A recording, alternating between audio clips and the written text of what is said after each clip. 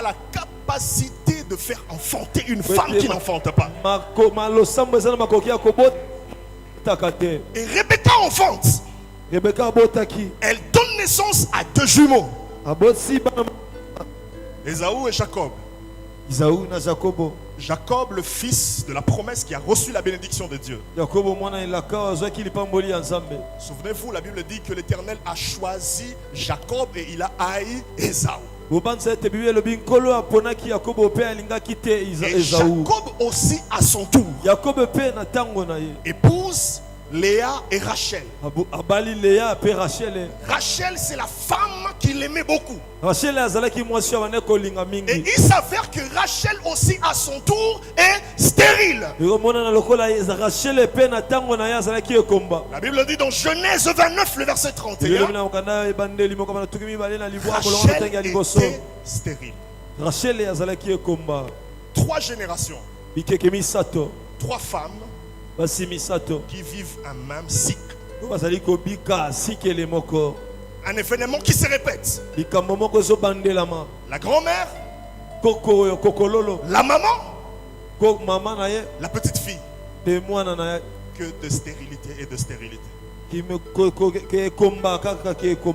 vous allez voir que dans cette famille, non seulement ils avaient un problème de stérilité, mais il y avait aussi comme un esprit de polygamie qui les poursuivait. Rappelez-vous qu'Abraham est devenu polygame non pas par sa propre volonté, mais parce que sa femme lui a poussé à cela. Il lui a dit: va faire ma servante. Quand ça arrive autour d'Isaac, le cycle saute Isaac, ça va pour rattraper Jacob. Jacob aussi devient polygame non pas par sa volonté, mais parce que son beau-père lui a fait duper. Écoutez-moi très bien. Il y a des gens qui vivent des choses dans leur vie non pas par leur propre volonté, mais parce qu'il y a comme une main invisible qui influence dans le spirituel, qui les téléguide à faire certaines choses, à poser certaines actions. Vous savez, il y a des esprits qu'on peut appeler les gardiens des hôtels. Lorsque un hôtel est élevé, il y a des esprits qui sont établis sur cet hôtel pour veiller à ce que les paroles qui ont été scellées sur l'hôtel soient respectées. Lorsqu'un hôtel de pauvreté est élevé, les esprits sont là. Ils veillent à ce que tous ceux qui sont sous l'influence de cet hôtel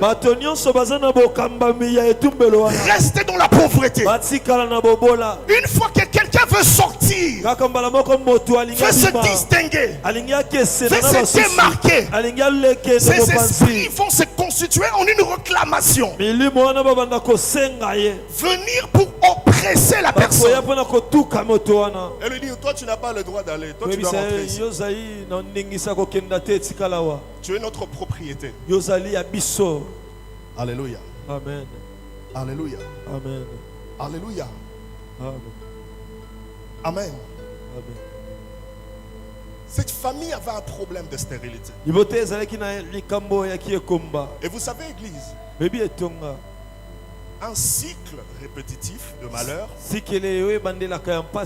ou un cycle peut être hérité soit par le sang, soit par une alliance. Par le sang, c'est-à-dire lorsque vous naissez, par exemple, votre papa avait un certain combat. Et du fait que vous êtes son enfant biologique, vous êtes sorti de lui, vous héritez aussi de cela. Vous héritez de certains combats de lui. Vous pouvez hériter d'un cycle qui a combattu votre arrière-grand-père. Votre grand-père, votre père, et ça vient vers vous. Par hérédité, par le sang. Mais aussi on peut hériter d'un cycle par une alliance. C'est-à-dire lorsque vous entrez dans une certaine alliance, vous entrez en alliance avec quelqu'un qui est sous un cycle de malheur. Automatiquement ces cycles vous influencent aussi puisque vous êtes entré sous cette alliance. Vous savez, au début de ma conversion, je ne croyais pas au combat spirituel.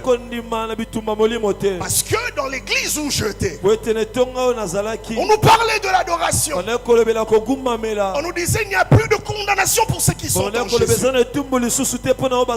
On nous disait qu'un enfant de Dieu ne doit qu'adorer le Seigneur. On nous disait que le combat spirituel c'est le combat de la foi. On nous disait un enfant de Dieu ne peut pas chasser, briser et tout. Il doit seulement élever le Seigneur, adorer le Seigneur. Ce qui est un déséquilibre énorme dans la foi. Alléluia. Amen. Alléluia. Amen. Bien aimé, le combat spirituel est réel. Le combat spirituel est réel. J'ai vu de chrétiens parlant en langue, craignant Dieu, servant le Seigneur, zélés pour Dieu, mais vivre des oppressions démoniaques comme pas possible. Alléluia. Amen. Alléluia. Amen. Amen. Un cycle de malheur. Un cycle de malheur. Est-ce qu'un enfant de Dieu peut-il être poursuivi par un hôtel maléfique? Est-ce qu'un combat générationnel peut atteindre un enfant de Dieu? Quelqu'un qui est né de nouveau. Est-ce qu'un combat générationnel peut encore le poursuivre? Oui, ça peut le poursuivre. Et ça va le poursuivre pour trois raisons.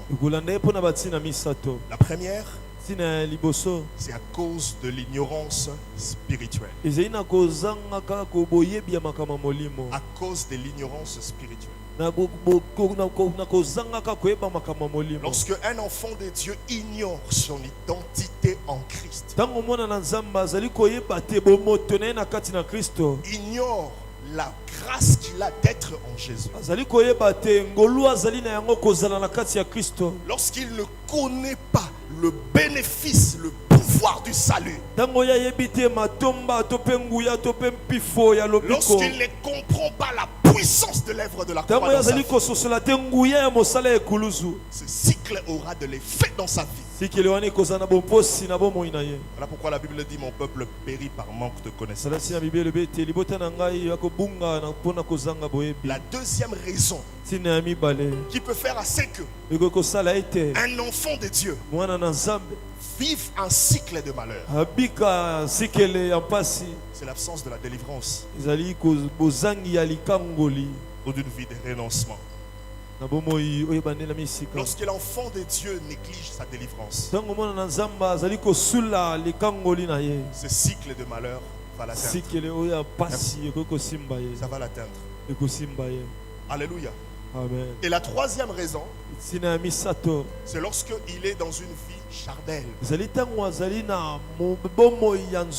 une vie chrétienne charnelle. Le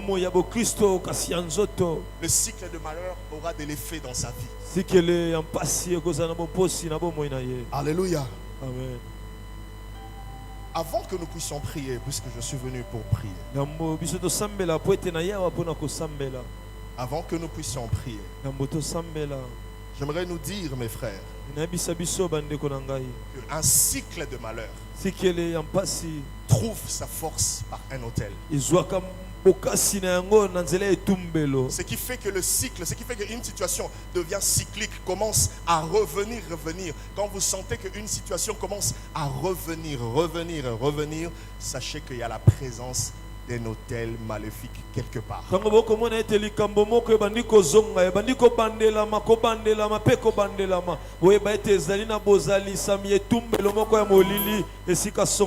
Et c'est cet hôtel-là qui fait assez que cette situation devienne cyclique. C'est au travers de cet hôtel-là que les esprits puisent leurs forces pour continuer à imposer la situation à toutes les générations. C'est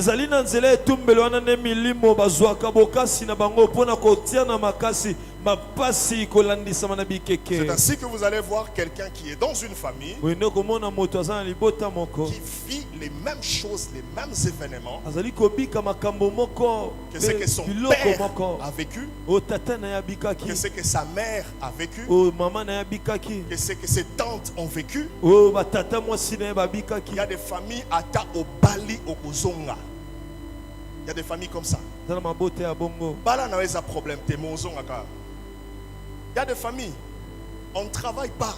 On doit tous rester dans la pauvreté. Donc si toi là tu trouves même un petit travail là, tu verras seulement une petite complication qui va faire qu'on te chasse et puis pouf, tu reviens à la case de départ. C'est comme un cycle, une situation qui est imposée à tout le monde. C'est comme dans cette famille où il y avait un problème de stérilité qui continuait dans toutes les générations. Qui continuait dans toutes les générations. Mais pour que cette situation s'arrête, il faut que quelqu'un se lève, rencontre la puissance de la délivrance, et il va inaugurer un nouveau cycle à partir de lui. Je lève ma main et je déclare qu'à partir de toi, une nouvelle génération commence. À partir de toi, une nouvelle lignée commence. À partir de toi, on ne parlera plus d'un cycle de malheur, mais on parlera d'un cycle positif. Je ne sais pas à qui je parle, mais je suis en train de déclarer et décréter dans la vie de quelqu'un en cet après-midi que le cycle de malheur dans ta famille s'arrête au nom de Jésus. Tu n'es pas venu dans ces programmes enfin. Le Dieu de la délivrance te rencontre.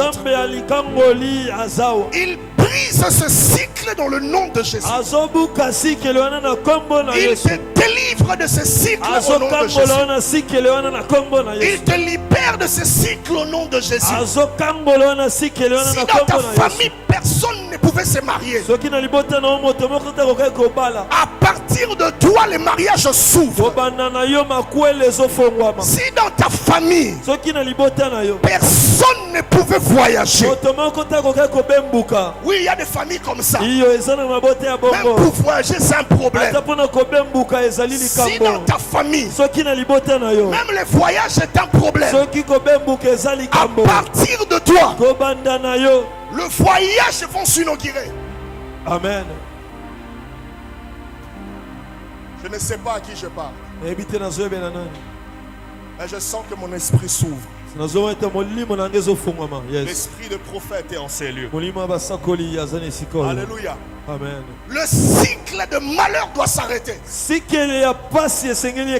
Bien aimé, dans ces programmes, j'ai comme une colère sainte au fond de moi. J'ai comme une rage au-dedans de moi. Chaque fois que je prie, je dis à Dieu, Seigneur, jusqu'à quand telle situation doit rester? Jusqu'à quand telle situation je dois encore la voir? Pourquoi chaque année je dois commencer avec ces problèmes, je finis avec ces mêmes problèmes, je commence la nouvelle année avec ces mêmes problèmes? Pourquoi chaque année? Pourquoi pas cette année doit être différente? Je lève ma main et je déclare, alors que les 6 premiers mois de l'année sont finis, Amen.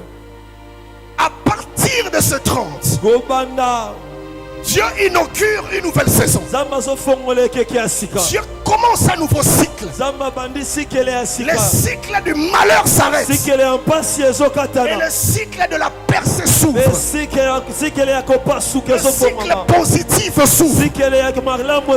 Dans le nom de Jésus.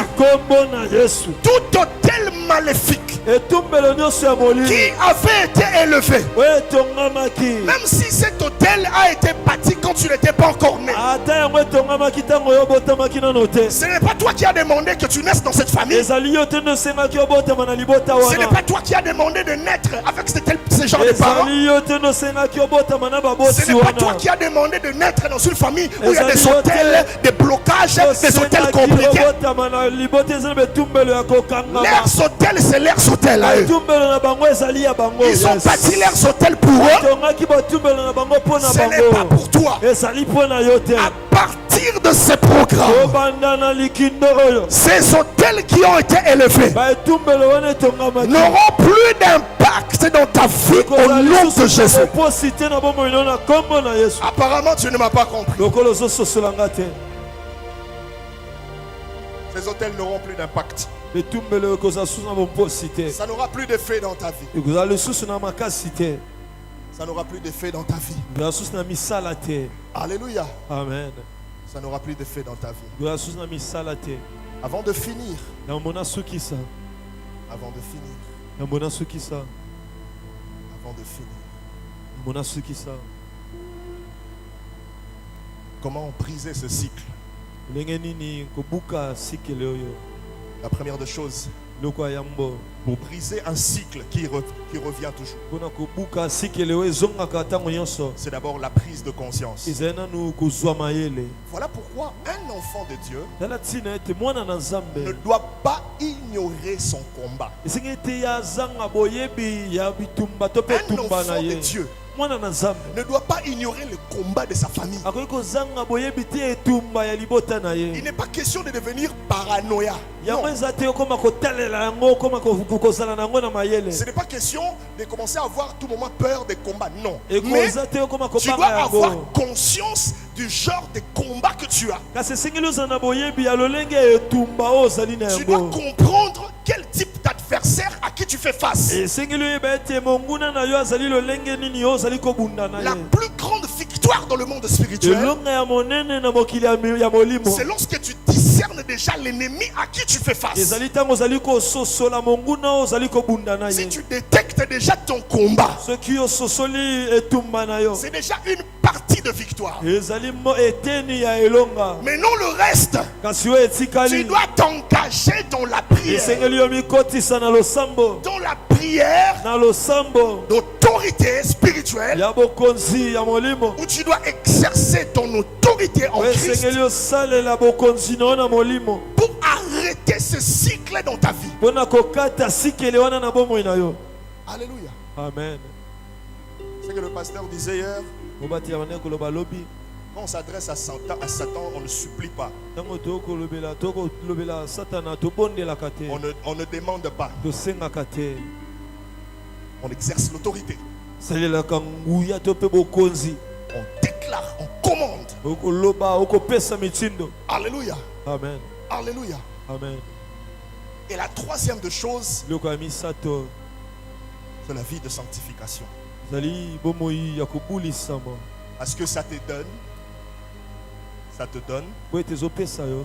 la garantie la protection, la sécurité. Alléluia. Amen. Face à l'adversaire. Je lève ma main et je prie que tout cycle qui avait commencé dans ta vie s'arrête dans le nom de Jésus. S'arrête dans le nom de Jésus. S'arrête dans le nom de Jésus. S'arrête dans le nom de Jésus. S'arrête dans le nom de Jésus. S'arrête dans le nom de Jésus. S'arrête dans le nom de Jésus. Tout cycle de malheur qui était engagé dans ta famille, à partir de toi, ce n'est pas en vain que Dieu t'a établi dans cette famille. Tu es la personne qui doit changer les choses dans ta famille. Tu es la personne qui doit inaugurer une nouvelle lignée dans ta famille. Voilà pourquoi le cycle de la stérilité s'est arrêté sur Jacob. Ça n'a pas continué avec ses enfants. Parce que Jacob avait rencontré l'Éternel à Péniel. Il a lutté avec Dieu. Dieu l'a brisé. Et à partir de là, plus rien n'était le même. Je décrète et déclare, puisque tu as lutté dans la prière, à partir de ce moment, les choses ne seront plus les mêmes. Les choses ne seront plus les mêmes. Je ne suis pas en train de te motiver, non. Je suis en train de déclarer. Je ne suis pas en train de te booster, non. Je suis en train de déclarer. Je le déclare de manière prophétique. Qu'à partir de ces programmes, tu sortiras libre. Tu sortiras libre. Le joug qui pesait sur toi, les jougs des malheurs qui te retenaient, les jougs des pesanteurs qui te bloquaient, à partir de ce programme, ces jougs te libèrent au nom de Jésus. Pendant que je suis en train de déclarer, je suis en train de voir en esprit une réunion de ténèbres qui était organisée dans une famille. Je décrète et déclare tout ce qui a été dit dans cette réunion-là n'aura pas effet sur ta vie. Au nom puissant de Jésus. Au nom puissant de Jésus. Au nom puissant de Jésus. Au nom puissant de Jésus. Les paroles de malédiction n'auront pas de fait sur ta vie. Le manteau de malédiction, tu ne le porteras pas au nom de Jésus. Tu ne le porteras pas au nom de Jésus. Tu ne le porteras pas au nom de Jésus. Arabashadadabaya. Arabashadadabaya. Arabashadadabaya. Arababa Shadadabaya. Arababa Shadadabaya. Arababa Shadadabaya. Labra da Zobra Ideva. Ora da Bashanderebeya. Est-ce que quelqu'un peut parler en langue? Landora Bashanderebeya. Landa Baba Shabababaya. Labra Baba Shadababaya. Nous sommes en train de clôturer ce programme. Il y a une grâce de délivrance que le Seigneur est en train de libérer sur des familles. Il y a une grâce de délivrance que le Saint-Esprit est en train de libérer sur des familles. Il y a une grâce de délivrance que l'Esprit libère sur des familles. Que l'Esprit libère sur des familles. Je vois des chaînes qui sont en train d'être brisées. Je vois des chaînes qui sont brisées. Je vois des cadenas qui sont détruits. Je vois des cadenas qu'on détruit. À partir de ce programme, les blocages qui retenaient ta famille, qui retenaient tes frères, qui retenaient ta vie dans la même situation, ces blocages lâchent. Ces blocages quittent. Ces blocages lâchent. Au nom de Jésus. Au nom de Jésus.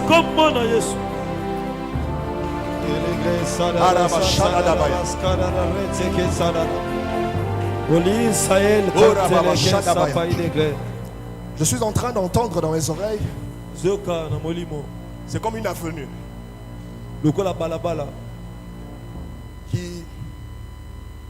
Kibongo, avenue comme Kibongo. Avenue Kibongo. Kibongo. Kibongo. Kibongo. Parce que je suis en train de